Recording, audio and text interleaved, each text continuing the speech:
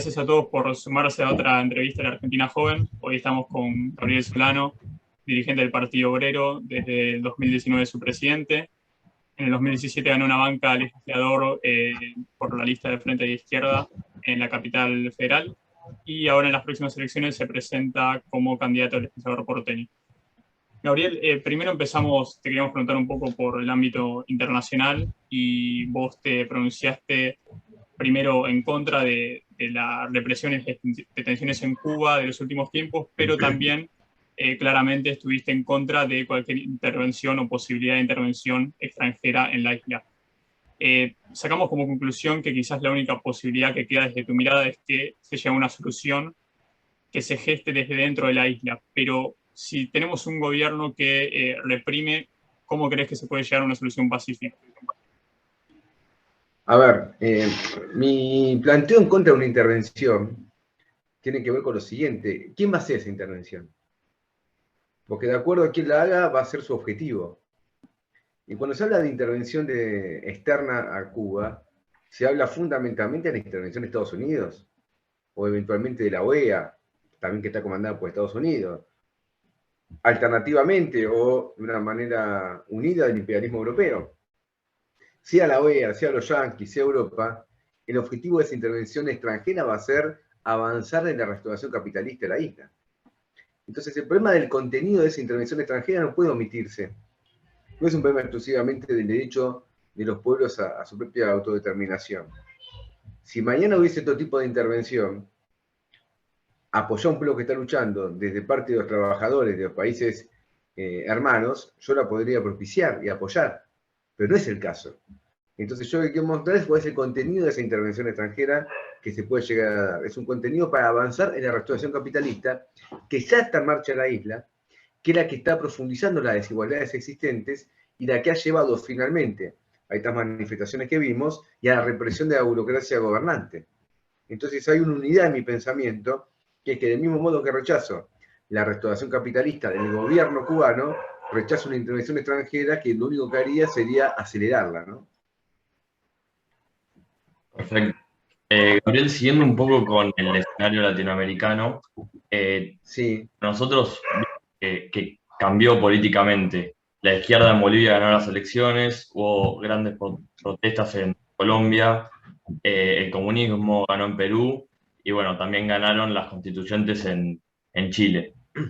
Por eso te quería preguntar, ¿por qué crees que en Argentina la izquierda no es tan visible como quizás en la región en general?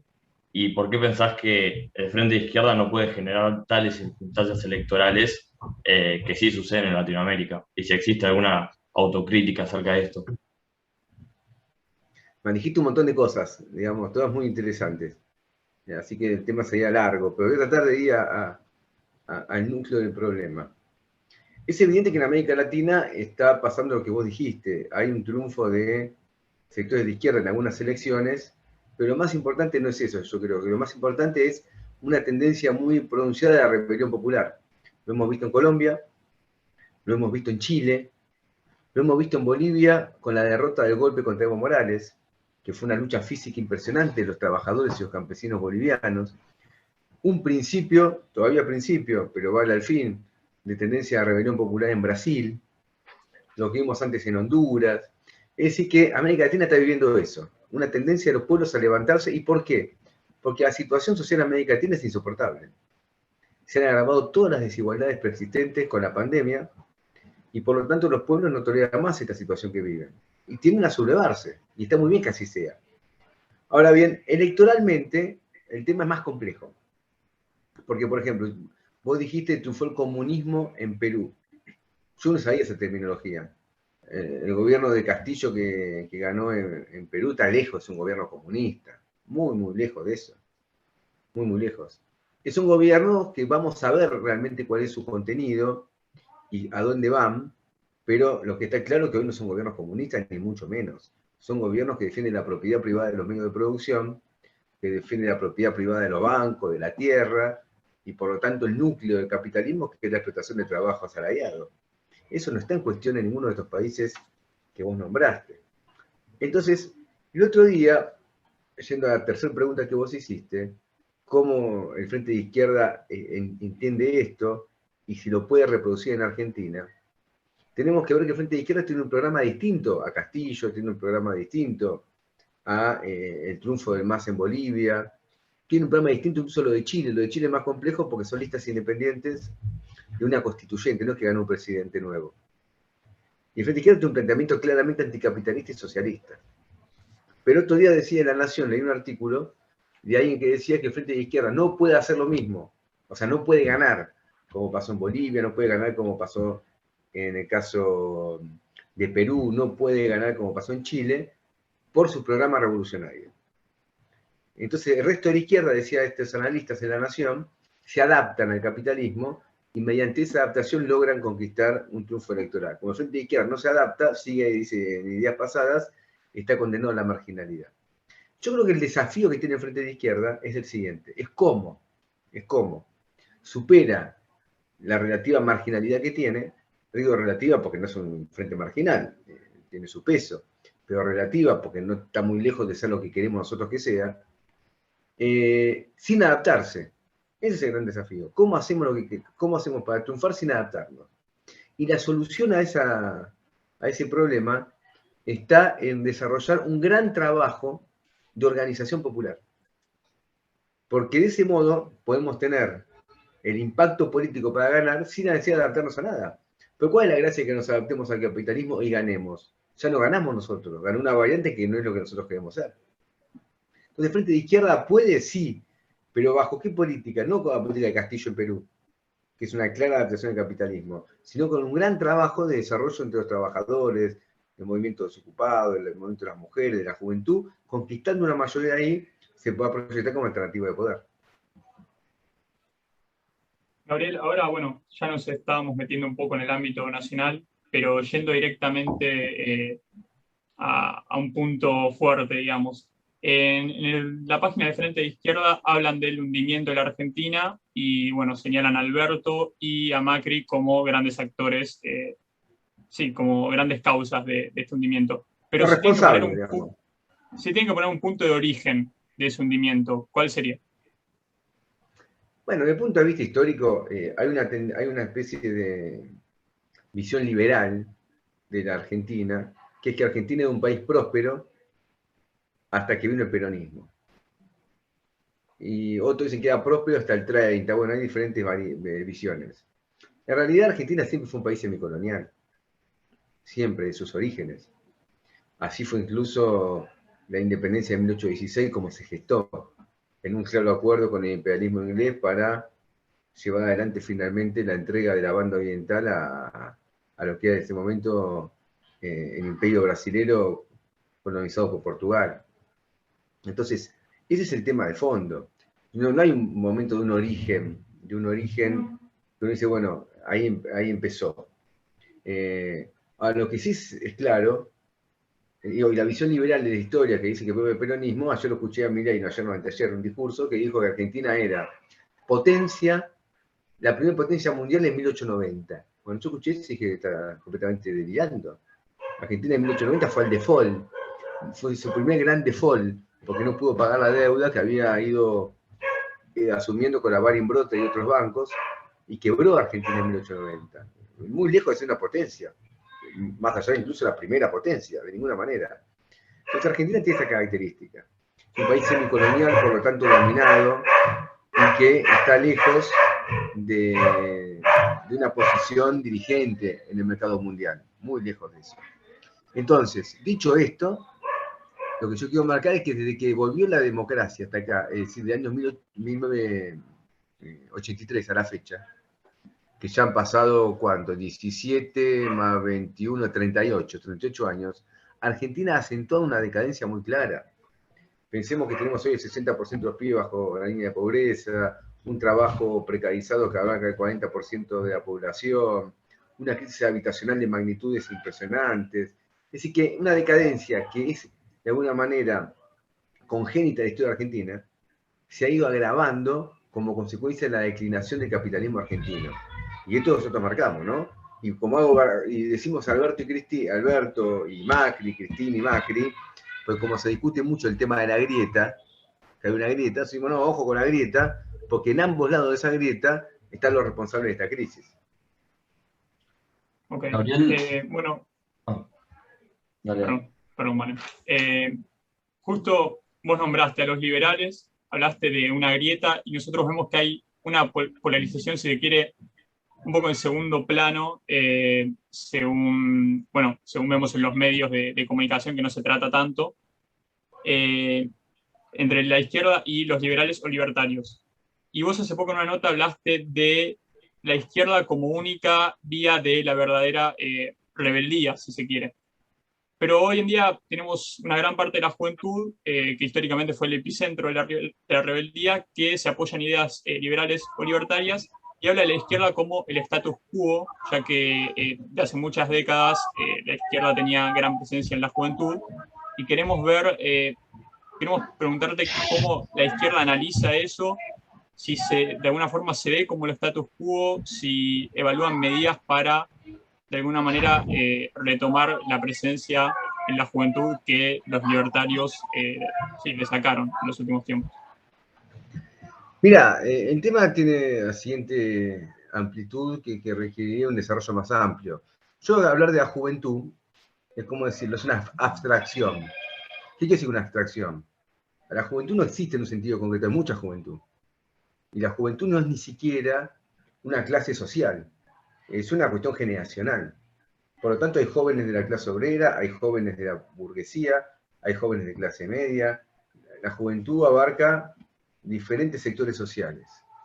Yo tengo la impresión, hay que verificarlo, que la juventud libertaria, como se la llama, se apoya sobre todo en los sectores más acomodados de la sociedad. No quiere decir exclusivo, digo porque alguien siempre me puede dar ejemplos de determinadas características, que bueno, que hay militantes de la juventud libertaria, no sé, en una villa, puede ser, y seguramente debe ser así también. Pero yo digo como elemento dominante. Como elemento dominante me parece que esta juventud libertaria tiene como base social fundamental la juventud burguesa, o la juventud pequeña burguesa acomodada. Es un dato novedoso sí que esta juventud burguesa, o una juventud pequeña burguesa acomodada, que antes no se expresaba políticamente, o si lo hacía de una manera, digamos, mucho más acallada, en la actualidad lo haga de una manera mucho más militante, más activa, más llamativa. Esto es así, esto es así. Por lo tanto, a mí me parece que ahí puede haber un dato. ¿Por qué esta juventud burguesa o pequeña burguesa acomodada hoy está militando más que en el pasado? Yo creo que tiene que ver básicamente con lo que fue el fracaso del macrismo. El fracaso del macrismo fue lo que expresa estos Milei y compañía, que le achacan a Macri que cuando vino terminó haciendo una especie de peronismo. Ahora, por el lado nuestro, yo creo que nuestro principal rival de la juventud no son los libertarios, sino que sigue siendo el kirchnerismo y el camporismo y todo eso. Ahí es nuestro principal rival, porque ellos militan sobre una juventud más plebeya, más, llamémosle, de una base popular, y que tiene una militancia muy activa también. Y ahí hay un debate que tenemos que desenvolver y que nosotros no podemos de ninguna manera olvidarnos.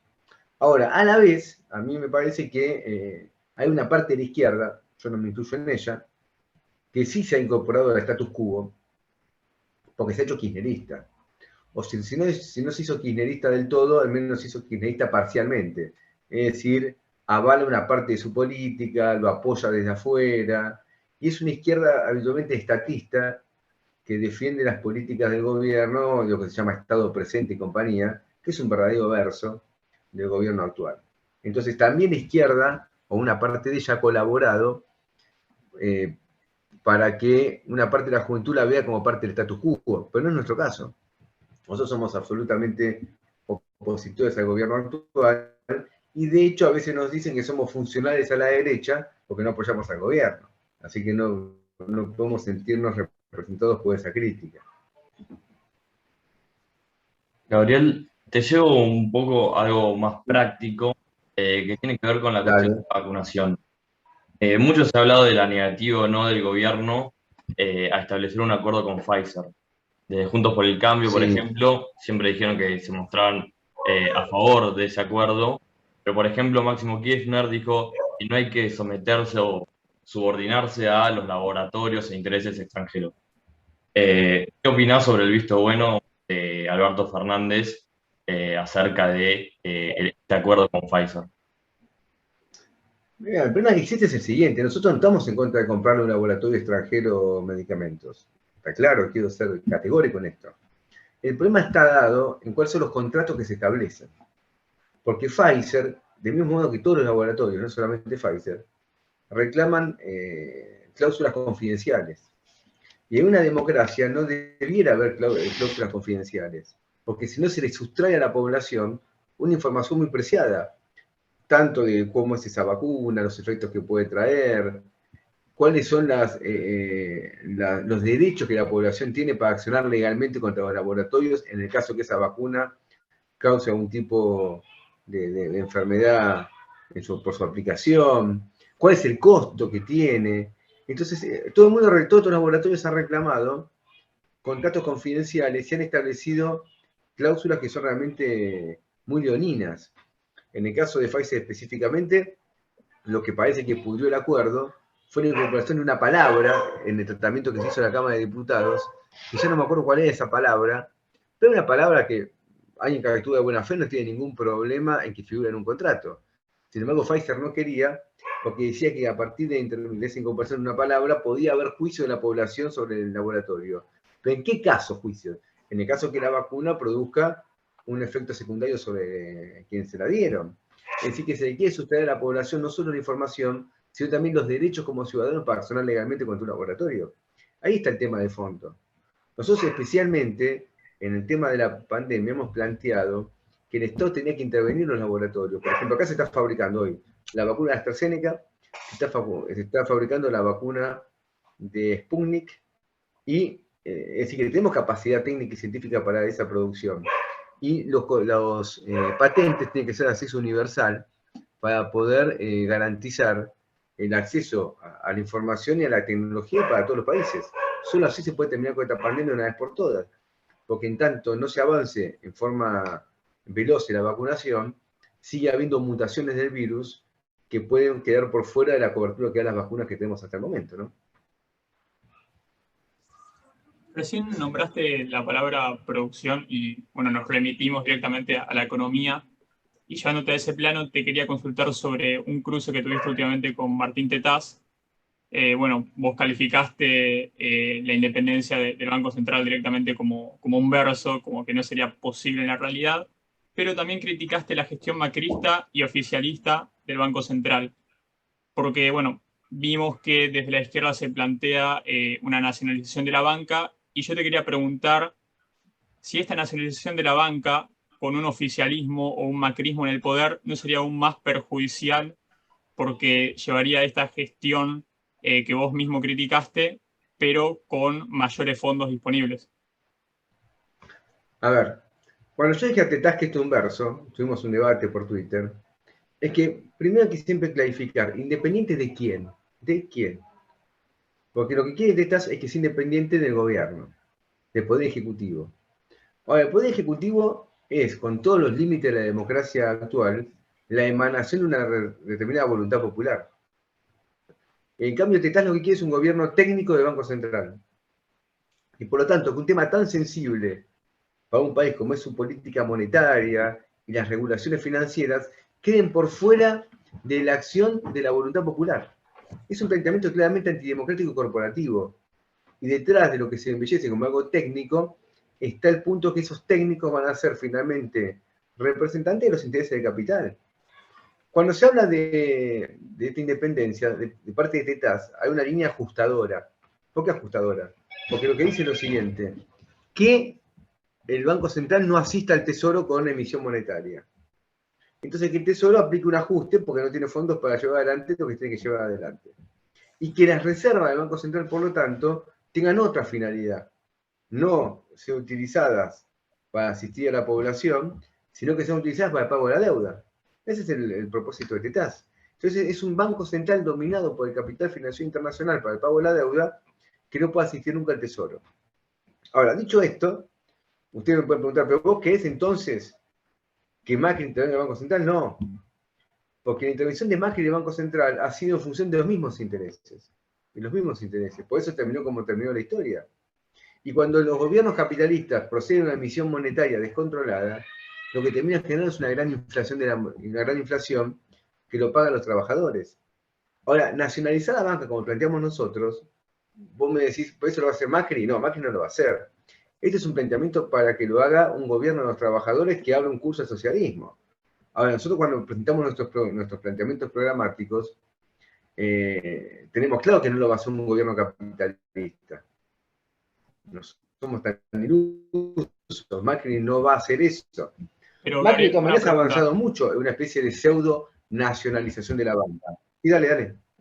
Sí, preguntame. Claro, ustedes con un gobierno de izquierda impulsarían la nacionalización de la banca, pero hay un juego democrático que permite o está la posibilidad presente de que vuelva por elecciones el macrismo o el kirchnerismo al poder, luego de que ustedes hipotéticamente instalarían una banca nacionalizada. Yo por esa hipótesis en particular te preguntaba. Bueno, si viene Macri, seguramente si nosotros nacionalizamos la banca y vuelve Macri, seguramente la va a volver a privatizar. Ahora, lo que te quiero decir es lo siguiente, el macrismo, los gobiernos peronistas, han avanzado mucho en una especie de pseudo nacionalización de la banca. ¿Pero para qué funciona la banca hoy? Básicamente la banca lo que hace es hacer negocio con el Banco Central a partir de las LELIQ. Y por lo tanto tiene como principal cliente la banca al Estado. Y el ahorro del país, que la banca capta a partir de captar los ahorros de la población, termina siendo utilizado para prestarle al Estado. Y lo que hacen los bancos es que la diferencia que le pagan a los ahorristas por su depósito, con la diferencia que le cobran al Estado por la LELIQ, se hace en ese pasamano una diferencia significativa de ganancias. Entonces, hoy el Estado termina absorbiendo una parte importante del ahorro nacional para pagar la deuda, para subsidiar a los capitalistas, y deja al país sin el ahorro necesario para transformarlo en inversión y en desarrollo. Esto es lo que pasa en Argentina. Bien, y llevándote un poco de vuelta al plano teórico, vos sos impulsor de varios proyectos que, bueno, implican más intervención estatal. Ahora, los liberales marcan los límites del Estado en 3 puntos básicos que son la vida, la propiedad privada y la libertad individual. Para vos, desde tu mirada, ¿cuál sería el límite de la intervención del Estado si es que hay un límite? ¿Qué puntos hipotéticos lo marcarían? Lo que pasa es que, vamos por parte, los liberales, cuando hablan de la propiedad, es muy peculiar, porque la propiedad está negada para una mayoría de la población. Y la principal negación de la propiedad es el acceso a las fuerzas productivas. El capitalismo funciona a partir de que la inmensa mayoría de la población no posee fuerzas productivas, no es propietaria de las fuerzas productivas. Entonces se ve obligada a vender su fuerza de trabajo al capital. Sin ese requisito no habría capitalismo. Entonces, esto ya lo planteó Marx, cuando dice, ustedes nos acusan de querer abolir la propiedad privada, pero ustedes, decía Marx, hablando con los capitalistas, la abolen a la inmensa mayoría de la población. Entonces la propiedad que se defiende es la propiedad capitalista, no cualquier propiedad privada, es la propiedad privada capitalista, que conlleva que la inmensa mayoría de la población no tenga ninguna propiedad. 1, 2. Sobre la libertad. En relación a la libertad, quiero decir lo siguiente. La libertad que pregonan los libertarios, yo la consigo es una sociedad inexistente, porque se parte de una premisa que es falsa. ¿Cuál es la premisa falsa? Que somos todos iguales en la sociedad, o que todos tenemos los mismos derechos. Entonces el desarrollo desigual que puede tener cada uno se debe a su esfuerzo. Pero es falso. Uno puede tener los mismos derechos, pero no para ejercitarlos, sino solamente como enunciado. Entonces, por ejemplo, una persona que no come, ¿tiene el mismo derecho que una que come? Obviamente no. Una persona que tiene educación de calidad, ¿tiene el mismo derecho efectivo que una que no lo tiene? No. Es decir, que la sociedad es fuertemente desigual. Y la igualdad que proclama la Constitución no pasa de una formalidad. No modifica la matriz desigual que tiene la sociedad capitalista. Entonces, cuando se hablan de libertad, ¿de qué libertad se está refiriendo? Por ejemplo, ¿existe la libertad para hacer una huelga o no? ¿Existe la libertad para hacer un piquete o no? Porque si en general la bandera de la libertad es utilizada en detrimento de la acción colectiva de los trabajadores. Y una acción colectiva de los trabajadores siempre va a tener una tendencia a negar la libertad, por ejemplo, que un patrón no te puede echar. Si vos haces una huelga contra un patrón que te echa, el patrón que te echa te dice yo soy libre de echarte. Y el trabajador no es libre de hacer una huelga, no es libre de ocupar la fábrica. ¿Qué libertad vale más, una u otra? Entonces, como vos te das cuenta, el problema de la libertad no puede analizarse por fuera de su contenido social y concreto. Y nosotros queremos, digamos, propiciar una lucha de los trabajadores. Ahora, en relación a la intervención del Estado, ¿de qué Estado estamos hablando otra vez? Porque nosotros no somos, el Estado existe justamente por esta desigualdad social. El Estado existe porque la sociedad está dividida en clases irreconciliables. Y la desaparición del Estado, que nosotros abogamos por ello, solamente puede lograrse cuando esas desigualdades sociales terminen desapareciendo. Y para eso hay que terminar con el capitalismo. No existe un anarquismo capitalista. Eso es una contradicción en términos, es un oxímoron, como se diría, porque en tanto el capitalismo es un sistema desigual, en el cual una minoría vive de la explotación de la mayoría, esa minoría, para llevar adelante esa explotación de la mayoría, requiere de un Estado que le asegure, digamos, las condiciones de esa explotación. Bajo diferentes formas, llevado a un extremo con una represión directa. Entonces, el Estado existe en tanto la sociedad está dividida en clases. La desaparición del Estado solo se va a dar cuando desaparezca esa división de clases de la sociedad. Nosotros somos los únicas corrientes, entiendo yo, los socialistas, que somos de verdad libertarios. Porque como luchamos por abolir la existencia de clases sociales, vamos a abolir al Estado. Perfecto. Gabriel, te quería hacer una pregunta porque hoy en día nosotros pensamos que existen dos grietas. Por un lado está la que muestran más los medios de comunicación, que quizás es Juntos por el Cambio contra el Frente de Todos, que quizás es la más manifiesta.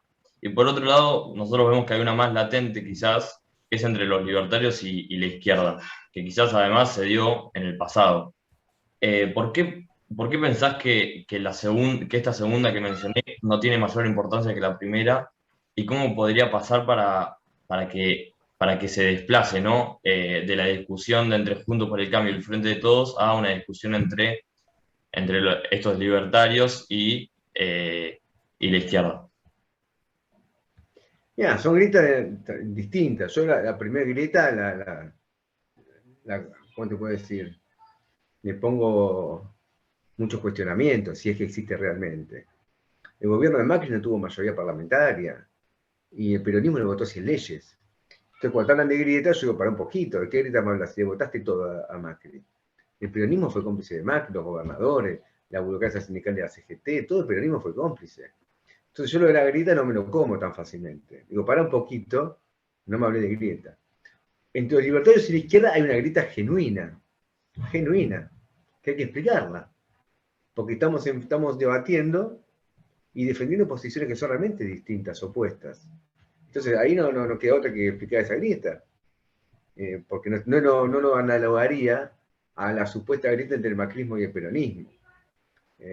A la grieta entre la izquierda y los liberales tiene que ver con que uno defiende el capitalismo y otro defiende el socialismo. El socialismo es la expresión consciente de la doctrina de los trabajadores, y el capitalismo es la explotación de los trabajadores. Entonces, ahí no puede no haber grieta. Nosotros no abogamos que donde tiene que haber una grieta no la haya. Lo que queremos al revés es desarrollarla, explicando cuál es su contenido concreto y tratando de convencer a la mayoría de la población trabajadora de la justicia de nuestras posiciones. Gabriel, ahora ya para finalizar la última pregunta, bueno, nuestro espacio es la Argentina joven, así que no nos queda remedio que preguntarte sobre la juventud, o bueno, la generación que hoy en día forma parte de la juventud. Que, bueno, según las encuestas, habría un mínimo del 50 o 60% que, si tiene las posibilidades, piensa irse del país en el corto o mediano plazo. Y desde el Frente de Izquierda queremos saber cuál creen que es su punto fuerte para frenar este éxodo que se podría dar y qué medida podría cambiar la situación de las que ustedes proponen de los jóvenes en el corto plazo para que decidan quedarse. Sí, yo creo que los jóvenes que quieren irse, bueno, expresa esta decadencia del país, eso no cabe ninguna duda, lo cual no quiere decir que a donde vayan esté mucho mejor, porque uno ve lo que está pasando en Europa, y no es que el capitalismo en otros países es próspero. Yo también disiento con el planteamiento libertario de que la crisis de Argentina es una crisis local. El mundo va perfecto, Argentina va mal. No es así. Hay una crisis internacional. El retroceso del nivel de vida de la población es mundial, por eso se explica las rebeliones que existen en diferentes países. Entonces no creo que quienes se vayan de Argentina encuentren en otros países una posibilidad de progreso ilimitado. Me parece que no es así. Bueno, después hay experiencias particulares que pueden ser exitosas. Pues yo me refiero a una idea colectiva, no una idea individual, porque lo individual puede haber experiencias de las más diversas, ¿no? Entonces, ojo con eso. Ahora, ¿qué medidas nosotros planteamos una transformación social real del país? Y para eso hay que ir a fondo. Aquí a fondo esto no se arregla con 2 leyes de un Congreso, o de un Parlamento, o de una legislatura. Eso forma parte de un proceso político, pero de ninguna manera acá hay que ir a fondo. Esta deuda externa es usuraria, no se la puede pagar. El sistema financiero es un queso gruyere por donde se fugan los capitales, debe ser nacionalizado. El comercio exterior del país tiene que ser tomado por el Estado, porque el comercio exterior argentino está delegado en su manejo a 5 o 6 corporaciones internacionales, Bunge, Cargill, la Secretaría General de ESA, Nidera, es decir, las grandes exportadoras de granos que manejan nuestro comercio exterior. Y hacen todo tipo de fraude, ningún país tiene por ahí ninguna salida. Tenemos que combatir la inflación asegurando una moneda estable, cosa que han fracasado todos los gobiernos capitalistas, todos. Entonces, hay que repartir la zona de trabajo establecida para terminar con la desocupación. Tenemos que financiar realmente una educación de calidad para toda la población. Hay que tomar medidas de fondo, y eso pensamos que solamente puede hacerse mediante una modificación absoluta del sistema social existente. No puede ser capitalismo si existe socialismo. Entonces, nosotros vamos por esa vía. Nuestra presencia en el Parlamento no puede entenderse como que nosotros pensamos que con 1 o 2 leyes esto va a haber un cambio sustancial. No va a ser así. Porque las pocas leyes que votan los parlamentos a favor de los pueblos, lo que ocurre habitualmente es que tampoco se cumplen. Así que eso también hay que sacar esa conclusión. Bueno, Gabriel, muchísimas gracias por participar, la verdad que es muy interesante. Y bueno, nada, lo invitamos a que próximamente en futuros debates que seguramente hagamos en este espacio, en vista de las próximas elecciones. Así que nada, muchísimas gracias por participar. Bueno, gracias a ustedes, y yo sigo insistiendo. La rebeldía más genuina era de la izquierda. Así que, cuando se quieren, seguimos debatiendo con un poquito más de tiempo. Gracias a ustedes por la conversación. Gracias.